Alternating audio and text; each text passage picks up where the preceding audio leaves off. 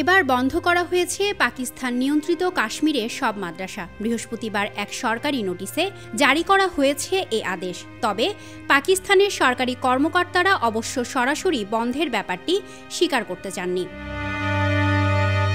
British বার্তা সংস্থা রয়টার্সকে তারা বলেছেন যে গরম ও তাপপ্রবাহের জন্য মাদ্রাসাগুলোতে 10 দিনের ছুটি ঘোষণা করা হয়েছে।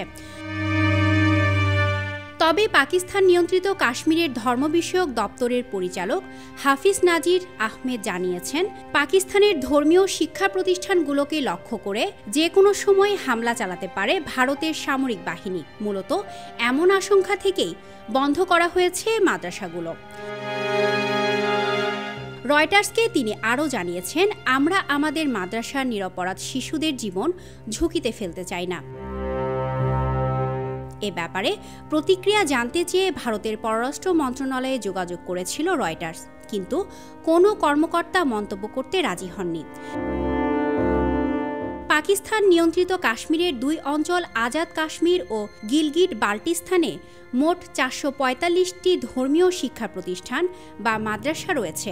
এসব মাদ্রাসায় শিক্ষার্থীর সংখ্যা 26,000-এরও বেশি। বিভিন্ন ধর্মীয় সংগঠন দ্বারা পরিচালিত এসব মাদ্রাসায় শিক্ষা ব্যয় খুব কম।